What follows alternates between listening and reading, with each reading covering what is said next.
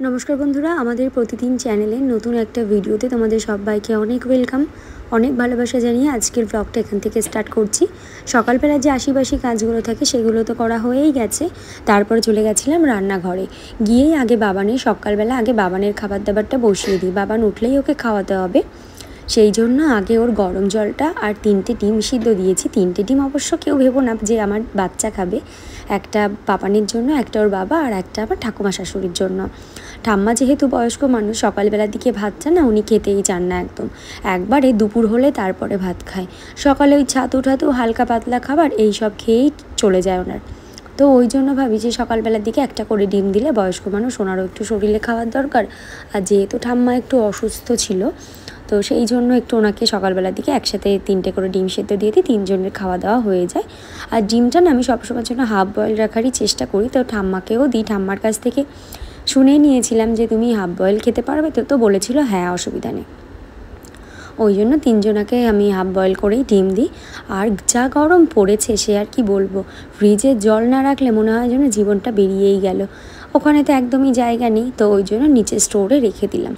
সকালের দিকে একটু সেদ্ধ ভাত করব, ওই জন্য একটা আলু ছুলে নিচে আর একটু পেঁপে ছাড়িয়ে নিয়েছিলাম, কারণ বাবান ওঠার আগেই আমাকে সমস্ত কাজগুলো শেষ করতে হবে, তা না হলে ওকে আমি একদমই টাইম দিতে পারবো না। মাঝে না এরকম হতো জানো, যখন ও উঠে যেত আমি তখন রান্না করতে যেতাম, আর এত নাকানি চোবানি খেতাম সে আর কি বলবো। না ওকে কেউ ঠিক করে রাখতে পারতো, না ও কারো কথা শুনতো। এমনিতে তো প্রচণ্ড পরিমাণ দুষ্টু, আর যাদের বাড়িতে ছোট বাচ্চা থাকে তাদের মায়েদের না সকাল সকাল কাজগুলো করে নেওয়াটাই বেটার।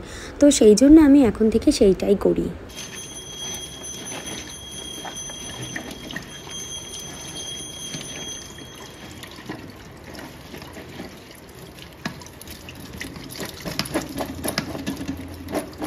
তো 2 দিন আগে তোমাদের দাদাভাই লতি এনে রেখেছিল, তো কালকে যেহেতু ওলের ডাঁটা হয়েছিল সেই জন্য সেদিনকে আর করা হয়নি।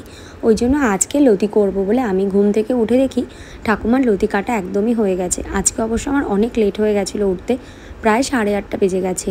ভোর 4:30টার দিকে একবার ঘুম ভেঙে গেছিলো, এত পরিমাণ দাঁতে যন্ত্রণা করছিল আর গরমও পড়েছিল যা, সেই জন্য না দাঁতে যন্ত্রণার জন্য ওই টাইমে ঘুম ভেঙে যাওয়াতে প্রায় 6:30 নাগাদ আমি আবার ঘুমিয়েছি।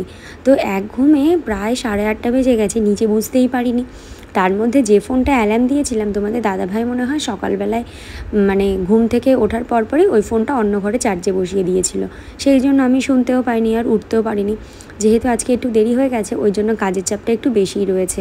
এক মনে ভাবলাম বিছানা চাদরটা আজকে একটু চেঞ্জ করব। তারপরে ভাবলাম না, রবিবারের দিনকেই একবারে ঘর ঠর ঝেড়ে মুছে তারপরে একবারে চেঞ্জ করব। তারপরে যেহেতু কালকে আবার জামাই ষষ্ঠী, আমি এবার ওই বাড়িতে যেতেই পারবো না, যেহেতু আমাদের বাড়িতে কেউ থাকবে না। ঠাকুমা যেহেতু বয়স্ক মানুষ, ওনাকে দেখার জন্য তো একজনকে রাখতেই হবে, কারণ বাইরে বাথরুমে যাওয়া কোনো একটা অসুবিধা হলে ওই জন্য আমি বাড়িতে ফোন করে বললাম যে আমি যেতে পারবো না, যদিও যাই তাহলে রাত্রেবেলা যাব।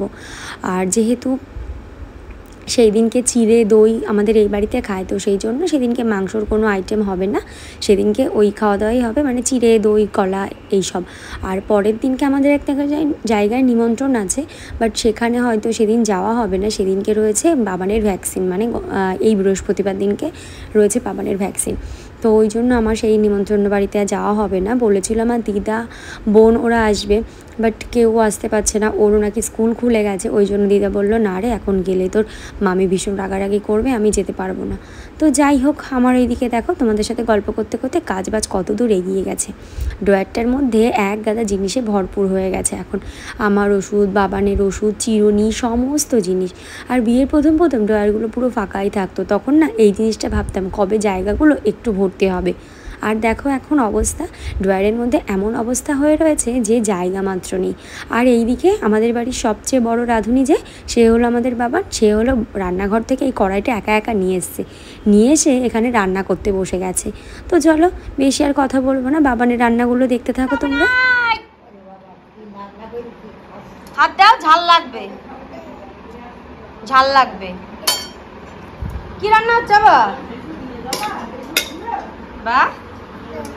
হাত দিও না, হাত দিও না, হাত দিও না, হাত দিলে জ্বালা করবে। কি রান্না? ওরে কি রান্নার কায়দা! করো রান্না করো।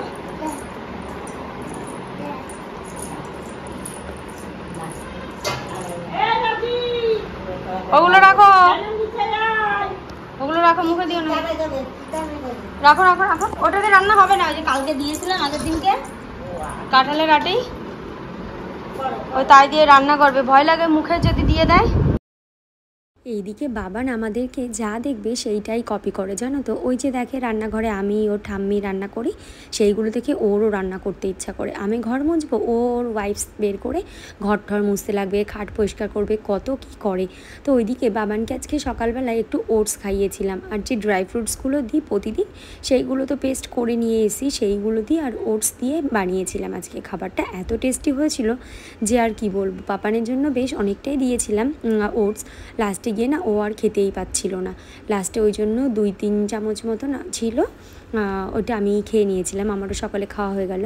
আর ওইদিকে আমি আমার গয়নার বাক্সটা বার করে রাখলাম, এত গয়না রয়েছে ওর মধ্যে যে কি আর বলবো।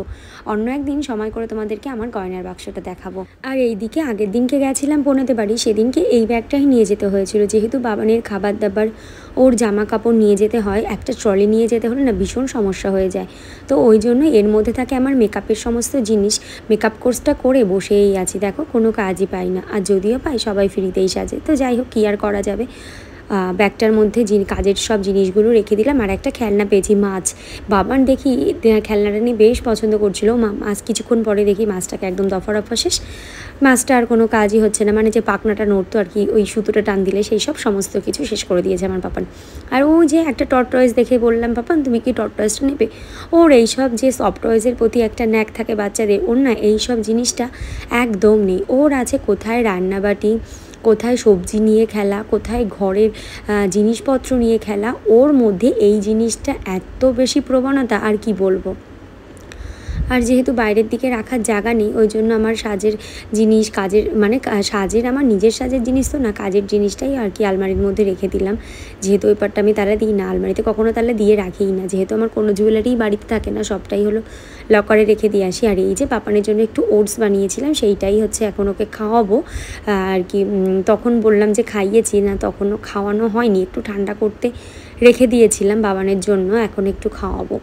তো এই বাটিতে নিয়েছিলাম আর আমার জন্য আলাদা করে রেখে দিয়েছিলাম। আর সত্যি কথা, ওটস দুধ দিয়ে খেতে এত ভালো লাগে, আমার তো ভীষণ ভালো লাগে। তো তোমরাও কিন্তু বানিয়ে খেতে পারো আর বাচ্চাকেও দিতে পারো।